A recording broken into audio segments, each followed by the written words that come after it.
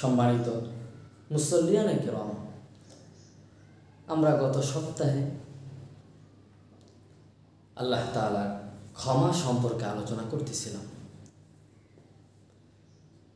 আলহামদুলিল্লাহ, যারা মুমিন হবে শুধুমাত্র তাদেরই ক্ষমার ঘোষণা আসছে। যারা মুশরিক, যারা ইহুদি, যারা নাসারা, যারা বৌদ্ধ, এক কথা যারা অন্য ধর্ম অবলম্বন করে আছে ইসলাম ছাড়া, আল্লাহ তাআলা তাদের ব্যাপারে সিদ্ধান্ত করে রেখেছেন জাহান্নাম। আর এটা শুধু শুধু জাহান্নাম না, চিরস্থায়ী থাকার জাহান্নাম। আল্লাহ পাক রব্বুল আলামিন কোরআনুল কারীমের মধ্যে ঘোষণা করেন, وَمَن يَبْتَغِي غَيْرَ الْإِسْلَامِ دِينًا فَلَن يُقْبَلَ مِنْهُ وَهُوَ فِي الْآخِرَةِ مِنَ الْخَاسِرِينَ। আল্লাহ পাক রব্বুল আলামিন বলেন, যারা আমার কাছে ইসলাম ধর্ম ছাড়া অন্য কোনো ধর্ম নিয়ে আমার কিয়ামতের ময়দানে উপস্থিত হবে, তাদের ধর্মকে বিকৃত হিসাবে বাদ দেওয়া হবে।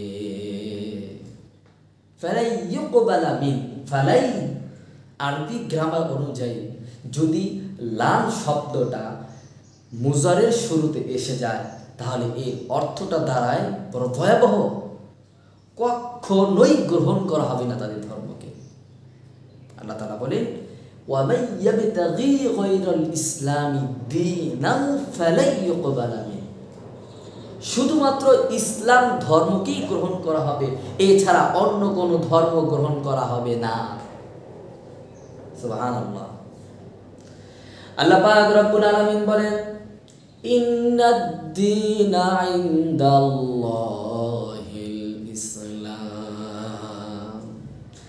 আমি আল্লাহ পাক রব্বুল আলামিন, ওহে আমার নবী জনাবে মুহাম্মদুর রাসূলুল্লাহ সাল্লাল্লাহু আলাইহি ওয়াসাল্লাম, আপনার জন্য আমি ইসলাম নামক ধর্মটাকে মনোনীত করেছি। সুবহানাল্লাহ। এই জন্য ইসলাম ধর্ম এটা যে কত বড় নিয়ামতের ধর্ম, যারা এই ধর্মের উপর টিকে থেকে রক্ত দিয়ে জান দিয়ে কবরে গিয়েছে তারাই বলতে পারবে ইসলাম ধর্ম কতটা দামি ধর্ম। এই ধর্ম গ্রহণ করতে গিয়ে হাজারো সাহাবায়ে কেরাম নিজেদের ভিটা বাড়ি, জায়গা জমি, বাগান, বিশাল রাজত্ব জায়গা ছেড়ে, মক্কা ছেড়ে মদিনায় চলে যেতে হয়েছে শুধুমাত্র এই ইসলাম নামক ধর্ম গ্রহণ করার কারণে। আল্লাহু আকবার। ইসলাম নামক ধর্ম গ্রহণ করার অপরাধে হযরত বেলাল রাদিয়াল্লাহু তাআলা আনহুর অবস্থা কি হয়েছিল পৃথিবীর কোনো মুসলমান না জানে এই ঘটনা কেউ নাই। হযরত খাব্বাব রাদিয়াল্লাহু তাআলা আনহুর ব্যাপারে ঘটনা আসছে। হযরত ওমর রাদিয়াল্লাহু তাআলা আনহু একদিন জিজ্ঞেস করতেছিলেন, খাব্বাব, তুমি ইসলাম গ্রহণ করতে গিয়ে তোমার প্রতি যে জুলুম আর নির্যাতন করা হয়েছে তার নমুনা যদি আমাকে একটু দেখাইতা। খাব্বাব রাদিয়াল্লাহু তাআলা আনহু বলে, আমিরুল মুমিনিন, আপনি দেখে না সহ্য করতে পারবেন না। বললেন, দেখাও একটু দেখি। হযরত খাব্বাব রাদিয়াল্লাহু তাআলা আনহু তার পিছন থেকে তার নিতম্বের এই কাছাকাছি জায়গা থেকে একটু কাপড়টা উঠাইছে, দেখেন সেখানে হাড্ডি ছাড়া মাংসের কোনো টুকরাও দেখা যায় না। খাব্বাব রাদিয়াল্লাহু তাআলা দ্বীন ইসলামের জন্য কতটা কঠিন ত্যাগ স্বীকার করতে হয়েছিল তার। আল্লাহু আকবার। এক সাহাবী ঘটনা এমন আসছে, ওই যুগের জাহেলের কাফের মুশরিক বেঈমান যারা ছিল, এরা এক সাহাবীর এক পায়ে রশি বেঁধেছে, আর এক পায়ে আরেকটা রশি বেঁধে দুই রশি দুই উটে বেঁধে দিয়েছে ঘোড়ায়, এবং দুই ঘোড়ার গায়ে থাপ্পড় মেরেছে, দুই ঘোড়া দুই দিক গিয়েছে। সাহাবায়ে কেরাম এতটা কষ্টের মধ্যে ঈমান গ্রহণ করেছেন, ওই সাহাবীর মুহূর্তের মধ্যে দুই টুকরো হয়ে গেছে। আল্লাহু আকবার। ভাবেন কত সহজে আমরা ইসলাম পেয়েছি, কত সহজে দিন ইসলাম পেয়েছি। আপনি একটু ভাবেন, দুইটা ঘোড়ায় দুইটা রশি বেঁধে দিয়ে দুইটা থাপ্পড় দিছে, দুই ঘোড়া দুই দিক গিয়েছে। সাহাবায়ে কেরাম, ওই সাহাবী রাদিয়াল্লাহু তাআলা মুহূর্তের মধ্যে দ্বিখণ্ডিত হয়ে গেছে। এতটা ত্যাগ, এতটা কোরবানি করার পরে এই দিন ইসলাম আমাদের কাছে এসেছে। ইসলাম নামক ধর্ম, এটা অনেক বড় ধর্ম। সুবহানাল্লাহ।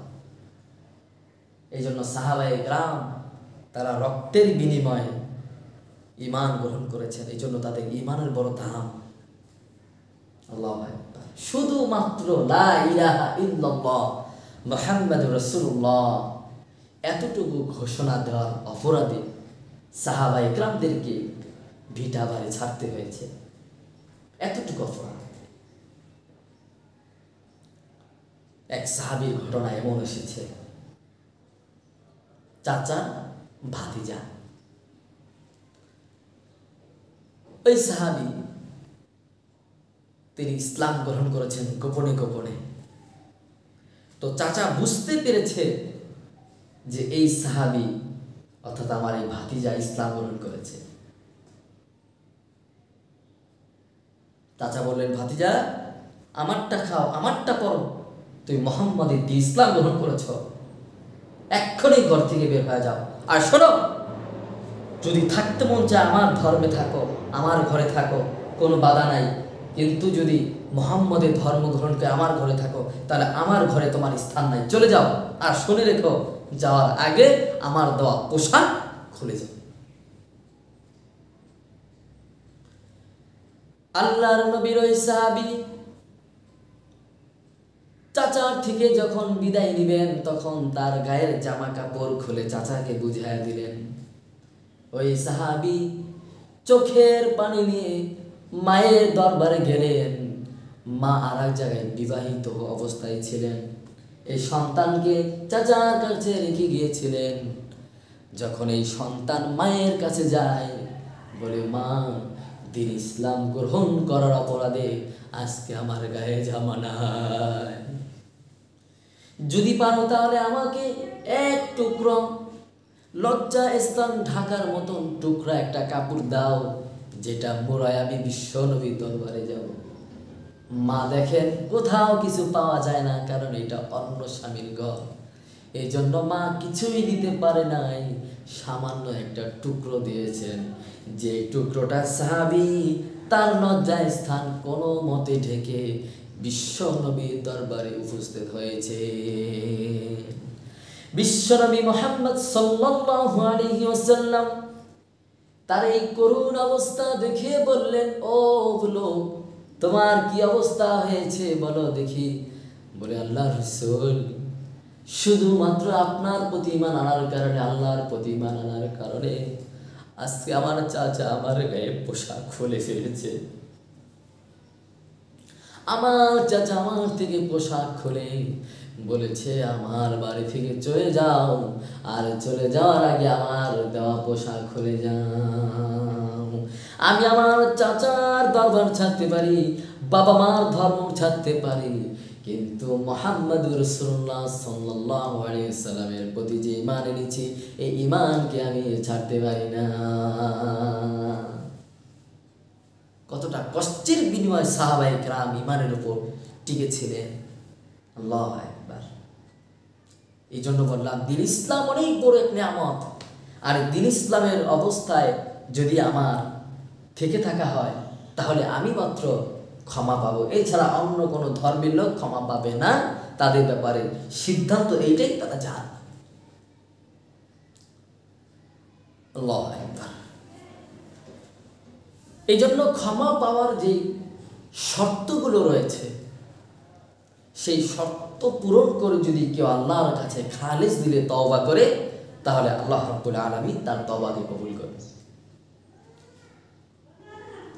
আল্লাহ পাক রব্বুল আলামিন বলেন, ইয়া আইয়ুহাল্লাযীনা আমানু তুবু ইলাল্লাহি তাওবাতান নাসুহা।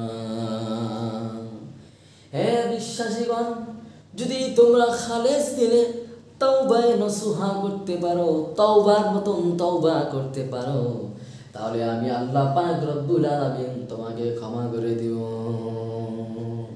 সুবহানাল্লাহ। তওবা করার 3টা শর্ত রয়েছে। 1 নম্বর শর্ত হচ্ছে যে গুনাহ করেছে সেই গুনাহটাকে ছেড়ে দিতে হবে। অর্থাৎ যদি বুঝাইতে চাই, যদি কোনো লোক সুদ খায় তাহলে সুদ খাওয়াটাকে ছেড়ে দিতে হবে। 2 নম্বর শর্ত হচ্ছে এই যে এতদিন সুদ খেয়েছে, এই সুদের গুনার প্রতি সে লজ্জিত হবে, আল্লাহর কাছে বলবে আল্লাহ আমি বড়ই লজ্জিত, সে লজ্জা প্রকাশ করবে আল্লাহর কাছে।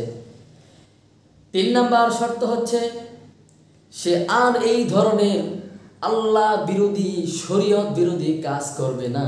এই ব্যাপারে আল্লাহর সাথে ওয়াদাবদ্ধ হতে হবে।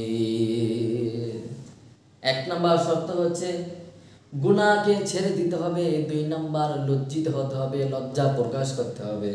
3 নম্বর হচ্ছে এই ধরনের অপরাধ আর করবে না, এই ব্যাপারে আল্লাহর সাথে প্রতিশ্রুতি দিতে হবে। এই 3টা শর্ত। এরপর আল্লাহর কাছে তওবা করবে, আল্লাহ যা করেছি আল্লাহ মাফ করে দাও, আল্লাহ আমি তো তোমার পালিয়ে যাওয়া বান্দা, তোমার দিকে ফিরে এসেছি, আল্লাহ আমাকে ক্ষমা করে দাও। যদি কোনো ব্যক্তি আল্লাহ তাআলার দিকে ফিরে আসে তাহলে আল্লাহ তাআলা কি পরিমাণ খুশি হয়, এইটাও রাসূল সাল্লাল্লাহু আলাইহি ওয়াসাল্লাম বলেছেন। এই রিয়াজুস সালিহিনের মধ্যে একটি হাদিস বিদ্যমান আছে, খুলেন আপনারা রিয়াজুস সালিহিন, একদম তওবার অধ্যায় আছে। আল্লাহর নবী বললেন, যদি কোনো ব্যক্তি আল্লাহর দিকে ফিরে আসে, নিজের ভুল বুঝতে পেরে আল্লাহর কাছে ক্ষমা চায়, তাহলে আল্লাহ তাআলা ওই ব্যক্তির প্রতি কেমন খুশি হন। এই একটা উদাহরণ দিতে গিয়ে নবীজি বলেন, কোনো এক ব্যক্তি তার একটা উট অথবা ঘোড়া নিয়ে, ওই ঘোড়ার উপর কিছু খাবার দাবার রসদপত্র নিয়ে মরুভূমিতে রওনা দিয়েছে। দিতে দিতে দিতে দিতে এমন এক গভীর জঙ্গলে ঢুকে পড়ে গিয়েছে, যেখানে আর কোনো রাস্তা নাই, এখন শুধু বিশ্রাম নিতে হবে।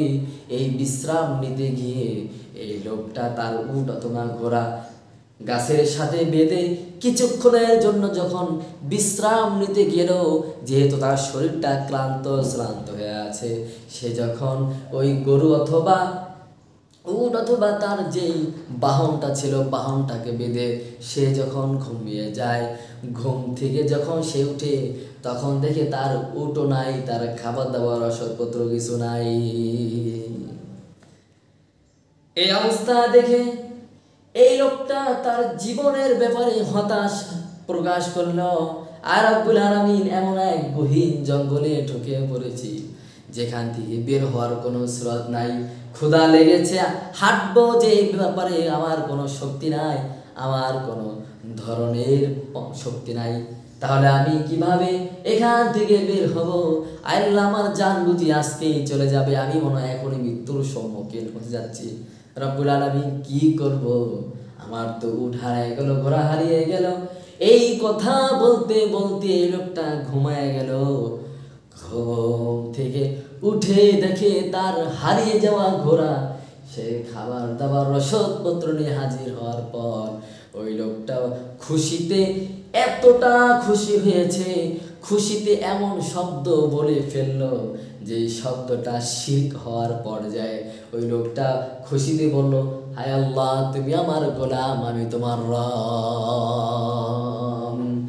নবীজি বলেন এই লোকটা এতটা খুশি হয়েছে যে তিনি আর তার মধ্যে নাই, তিনি আর তার মধ্যে নাই, যার কারণে কি বলেছে সে নিজেও জানে না।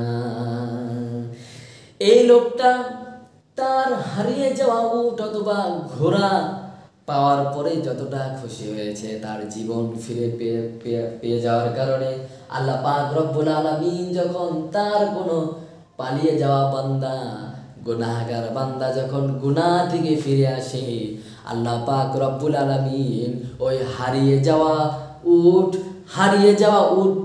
পেয়ে যাওয়ার পরে ওই লোকটা যতটা খুশি হয়, তার চাইতে হাজারো গুণ খুশি হয় যখন কোনো বান্দা তার অপরাধ থেকে ফিরে আল্লাহ দরবারে আসে। সুবহানাল্লাহ, আল্লাহু আকবার। যদি কোনো ব্যক্তি তার অপরাধ বুঝতে পেরে আল্লাহ তাআলার দিকে ধাবিত হয়, আল্লাহ তাআলা ওই ব্যক্তির প্রতি এতটাই খুশি হন, হারিয়ে যাওয়া উট মালিক পাওয়ার পর যতটা খুশি হয় তার সাথে হাজার গুণ খুশি হয়। আল্লাহ, এই জন্য তওবা করতে হবে, আল্লাহর দিকে ফিরে আসতে হবে। আল্লাহর দিকে ফিরে আসলে আল্লাহ তাআলা ওই ব্যক্তির প্রতি প্রচন্ড পরিমাণে খুশি হয়। সুবহানাল্লাহ। আর তওবা করতে হবে তাওবায়ে নাসুহা। তাওবায়ে নাসুহা বলা হয় খালিস তাওবা, যেই তাওবার উপর আর কোনো তাওবা নাই। অনেকে তাওবায়ে নাসুহা বলতে অনেক বিকৃত ঘটনা বলে, ওদিকে আর যাব না। খালিস তাওবা বলতে একটা ঘটনা বলি হাদিসের আলোকে, সব রিয়াজুস সালিহিনের মধ্যে পাবেন, মিশকাত শরীফের মধ্যে আছে, বুখারী মুসলিম এগুলো তো আছে। আল্লাহু আকবার। আল্লাহর নবী একজন সাহাবী আছেন মাইজ আসলামী রাদিয়াল্লাহু তাআলা। তিনি যে কোনো ধরনের একটা অন্যায় করেছেন, বিশ্বনবী সাল্লাল্লাহু আলাইহি ওয়াসাল্লামের কাছে এসেছিলেন, হে আল্লাহর রাসূল, আমি তো এই অপরাধ করে ফেলেছি। আল্লাহর নবী বলে, চলে যাও, তুমি হয়তো ভুলভাল বলতেছো, তুমি চলে যাও। ওই সাহাবী যখন ঘরে গেল তখন তিনি ভাবতেছেন, না, আমি তো ভুলভাল বলি নাই, আমি তো নিঃসন্দেহে কাজ করে ফেলেছি। ওই সাহাবী আল্লাহর রাসূলের দরবারে আসলেন, আবার বললেন, আল্লাহর রাসূল, আমি তো এই অপরাধ অবশ্যই করেছি, তাহলে আপনি কেন আমার প্রতি শাস্তি দিচ্ছেন না? নবীজি পাঠিয়ে দিলেন। আবার আসলেন, এভাবে করে এই সাহাবী যখন 3 বার এসে তার অপরাধের স্বীকৃতি দিলেন, চতুর্থবারে আল্লাহর নবী ওই সাহাবীর ওপর তিনি শাস্তি কায়েম করলেন।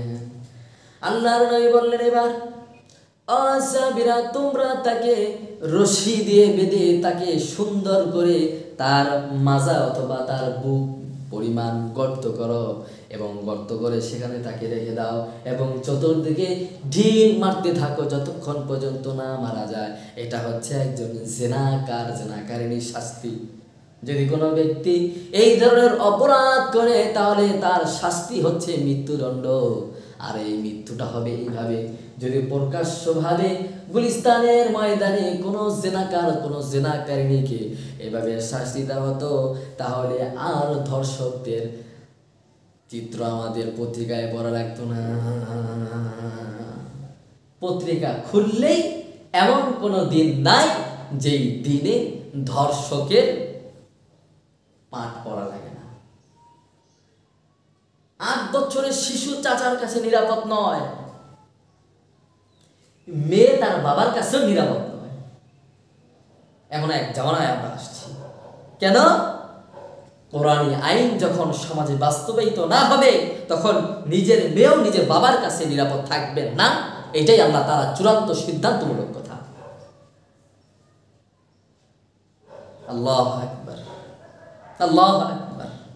আজকে সমাজে চুরি ডাকাতি রাহাজানির অভাব নাই, কারণ কোরআনের আইন নাই। যখন থেকে কোরআনের আইন চালু হবে সেদিন থেকে চুরি ডাকাতি রাহাজানি জেনাকা আবাসিক হোটেলগুলো বন্ধ হয়ে যাবে। এই জন্য খালিস দিলে তওবা করতে হবে। মাইজা ইসলামের মতো, মাইজা ইসলামী রাদিয়াল্লাহু তাআলা তিনি কি পরিমাণ তওবা করেছেন দেখেন। যখন তাকে পাথর মেরে মেরে নিক্ষেপ করে করে তাকে মারা হচ্ছিল, তার একটু রক্ত ছিটে এসে হযরত ওমর ফারুক রাদিয়াল্লাহু তাআলা আনহুর গায়ে লাগলো। হযরত ওমর ফারুক রাদিয়াল্লাহু তাআলা আনহু বললেন, ইস, এই পাপিষ্ঠ মহিলার রক্ত আমার গায়ে লেগেছে। নবী তার পাশেই ছিলেন। নবীজি বললেন, ওমর কি বললেন এটা? আপনি জানেন না এই মাইজে আসলামী তওবা কি পরিমাণ তওবা করেছে, তার তওবাটা আল্লাহর কাছে এত পরিমাণ কবুল হয়েছে, যদি গোটা মদিনাবাসী গুনাহ করে করে নিজেকে শেষ করে দিত, গোটা মদিনাবাসী যদি আল্লাহর দিকে ফিরে আসতো, যেই পরিমাণ তওবা আর ক্ষমা চাইতো, যেই পরিমাণ করত, তার সম পরিমাণ ক্ষমা এই সাহাবী চাইছে।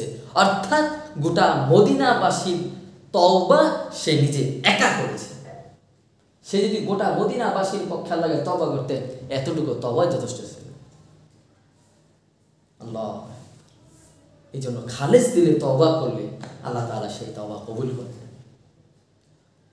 সম্মানিত সুধী, বিভিন্ন এলাকা থেকে আগত মুসল্লিয়ানে কেরাম, আমরা ইনশাআল্লাহ ধারাবাহিকভাবে আমরা আলোচনা করব ইনশাআল্লাহ। আলহামদুলিল্লাহ, আমরা যথেষ্ট পরিমাণ আপনাদেরকে কোরআন সুন্নাহর আলোকে কথা শোনাবার চেষ্টা করে থাকি। আমার জন্য দোয়া করবেন, মসজিদের জন্য দোয়া করবেন। আল্লাহ তাআলা যেন মসজিদকে দিন দিন তারাক্কি দান করে। আল্লাহ তাআলা আমার রিজিক যেখানে লিখে রাখেন, আল্লাহ তাআলা সেখানে যেন সম্মানের সাথে ইজ্জতের সাথে জীবনযাপন করার তৌফিক দান করেন। ওয়া মা তাওফীকি ইল্লা বিল্লাহ। যারা সুন্নাত পড়েননি তারা সুন্নাত পড়ে নেন। আসসালামু আলাইকুম ওয়া রাহমাতুল্লাহি ওয়া বারাকাতুহু।